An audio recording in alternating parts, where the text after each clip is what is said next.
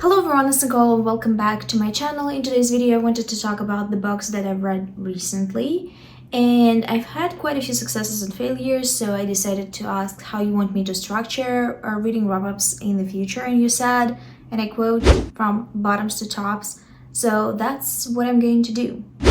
In the flop category, the first that I want to talk about is 𝕊𝕆𝕀𝔸𝕃 by Natalie 𝕊𝕆𝕀𝔸𝕃. Now, this book is incredibly popular on TikTok apparently. It's a young adult mystery / thriller, and people love it. At least that's what the article that I found this on told me. So I decided to try it, and I was deeply disappointed because it absolutely does not live to the hype. This is a story about 5 teenagers, young people, stuck in one car, getting from one place to another during a snowstorm because their flight got cancelled. The scary thriller part of it is that one of them, or maybe someone that is following them, is actually the protagonist's stalker. She's clueless, she doesn't know that this person exists, she just wants to get from point A to point B because her mom is alone for Christmas. And she is a big warrior, she feels very responsible for the family. Her aunt recently died from a terminal illness, and she believes that her mom is gonna be, devastated. She can't be alone. This was promising. I loved the synopsis because forced proximity in a thriller, love. Stalkers and thrillers, love. Snowstorms and thrillers, love. But the biggest issue with this book is it's way too convenient. There are so many things that had to click together for the stalker to get an opportunity to personally stalk the heroine, to be in her sphere, and the author never quite explained if the stalker organized it, how they organized it. For this plot to work, you have to suspend your disbelief quite a bit, and I didn't like that. A good thriller is not just a good idea. You can take the most basic idea and turn it into the most genius book. The problem with this one is that it has the idea, but it doesn't have what? Skill, experience. It doesn't have dedicated character work. It's not successful in creating a creepy atmosphere. I was told to be scared instead of actually being spooked, and I didn't love that. So, bottom of the pile. The next book that I have on my list, and there's also quite a flop, is I Am Still Alive by Kate Ellis Marshall. This book is a survival type of story, and I got obsessed with the concept because I got into the Yellow Jackets. I love the show. I love survival shows, but it turned out that I love them not because I thought I loved them. You would think that in a survival show you love the survival part of it, but I actually like the fact that it forces a group of people that maybe don't like each other that much to spend a lot of time together. It's forced proximity, and it's extreme forced proximity, so it brings out the worst. I'm Still Alive is flawed because it's just one person fighting for survival, and it's just her point of view. So the heroine of this book is struggling for real because her mom died in a car accident, and she's sent to her father to the wilderness in Canada. She's 17. She's not an adult yet. She has an estranged relationship with her father. She doesn't really know him. He left when she was quite young, so she doesn't even remember him that much. She arrives, they spend some time together. There's an air of mystery about his persona, and then it turns out that he's been a part of some shenanigans. Perhaps he even covered for a terrorist group, I don't know. Now he's trying to distance himself from his past. The issue rises when the people that were a part of the same organization do not allow him to distance himself, and he gets into some real big trouble. This trouble leads to him getting murdered, and the house getting on fire. So the protagonist has to hide in the woods from the bad guys, and she also doesn't have anywhere to live, and it's quickly becoming cold because we're getting into winter. It's a pure survivalist story, and I am deeply disappointed that it is. It's not a bad book, it's just not what I wanted it to be, but at the same time, even if I'm taking it at face value as it is, it missed some points. First of all, the character spends a lot of time on her own in the forest, trying to figure out food, shelter, fire, clothing, whatever, survival. And she spends a lot of time remembering what happened before the big bad guy showdown. And I think while it was good for the storyline overall, it wasn't good for her character growth. I didn't see a lot of character development in terms of her, and you would think there would be something because she's alone. The author has not done any character work, and she has not given me a satisfying ending to the protagonist's relationship with her father, because it's supposed to be a main issue, the main conflict that she has. She had a really good relationship with her mom, after all. Losing a relationship that is not clear is much more complicated, in my opinion, because you don't have the resolution. And I have not seen this in the book, which raises a question: what was the point of the book at all? With the next book, we're getting into the myths, and I can't believe Tessa Dare is the myths, because she's usually the tops for me. Do You Want to Start a Scandal by Tessa Dare. I've been reading a lot of Tessa Dare recently because they're just easy books to listen to on audio, and I'm usually really into them. With this book, I was really into the premise, and I liked the characters at the start.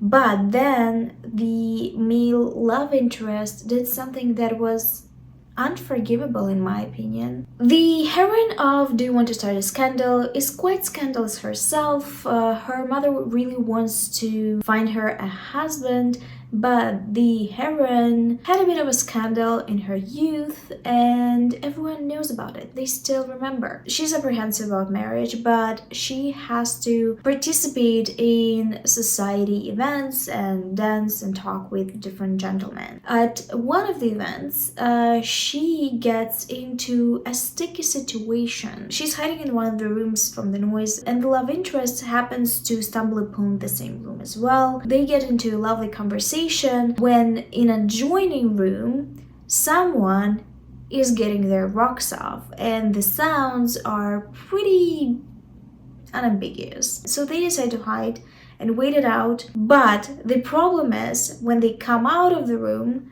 they are caught, and the attendees of the event believe that they were the people that they were banging in the room, and now they have to get married. It's a very unpleasant and embarrassing situation, but the heroine decides that she doesn't want to get married to a random stranger, and she wants to investigate it and figure out who was the couple that was making all that noise. So the hero and the heroine are trying to figure it out, but the heroine is much more interested. So what bothered me about this book, and why it's a mid book and not a top book, is how hero was behaving. He was okay throughout most of the book, but almost at the end, maybe at 80%, he did something so manipulative, because he decided that he actually wants to wife up the heroine and he doesn't mind this marriage, and I just could not stand it. His explanations had not worked for me. I'm not going to spoil you because it's a big thing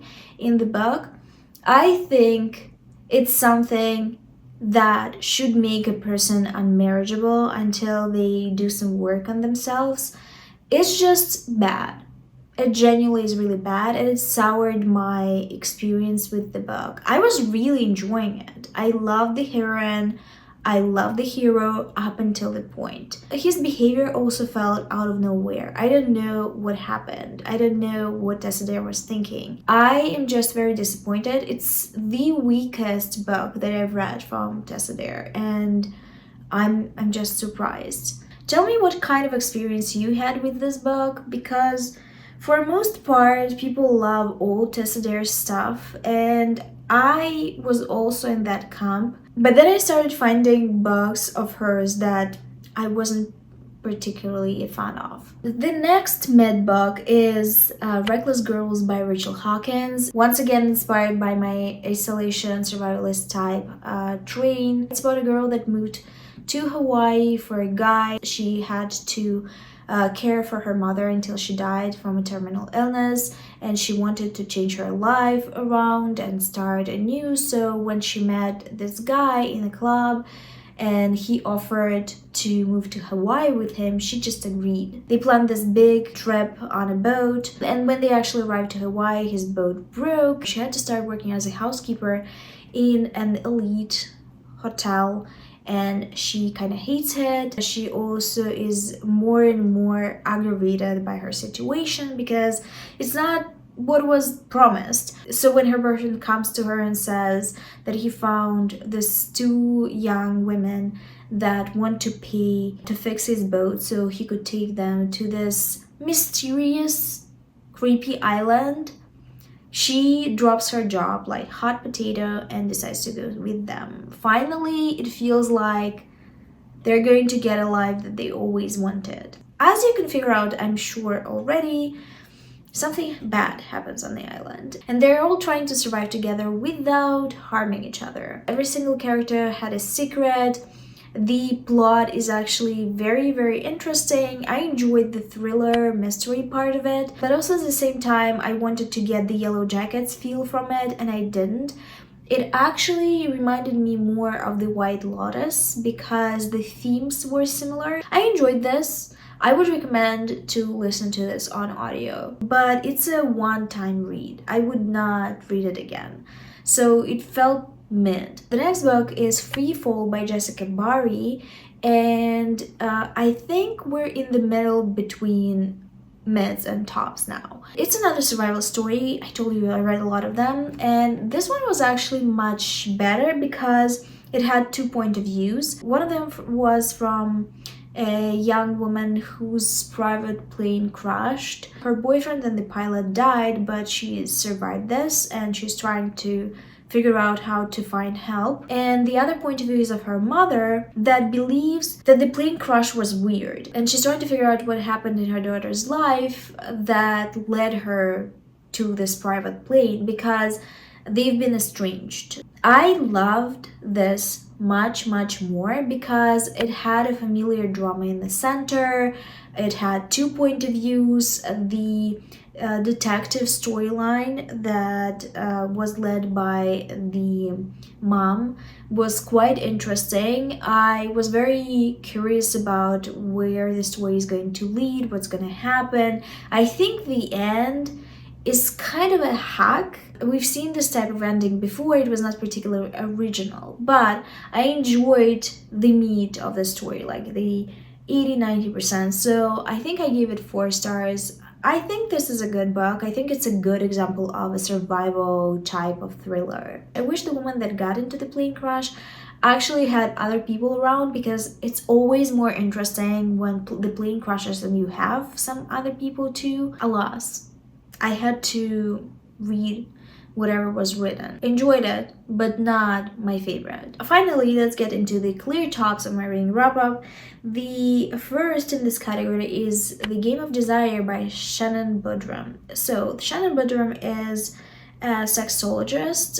She has a YouTube channel, and I watched her back in the day, I think maybe 8 years ago, when she was more active. She has a really appealing style of explaining things, and she was most known, as far as my recollection, for doing the dating experiments. For example, she wanted to know what's going to happen if one of the people on the date is going to agree with every single thing the other person says, or what's gonna happen if they are not going to agree on anything. She suggested some regular stuff and some really wild theories as well.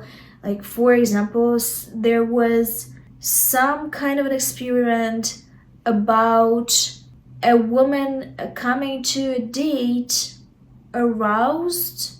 There was something even about bodily fluids. I admit some of it was a bit much, but someone has to do it. And based on those experiments that she did, she wrote a book as well. She recruited a few different women that struggled with dating and she helped them find a perfect relationship. I'm just gonna say it was very fascinating because a lot of the things actually worked. I also really enjoyed that this book actually has a workbook that would help you understand what you're actually looking from a partner. She's especially good at a where and how type of advice, as in where to look for a person that you want, and also how to start a conversation. I think how to start a conversation was the most interesting part of it.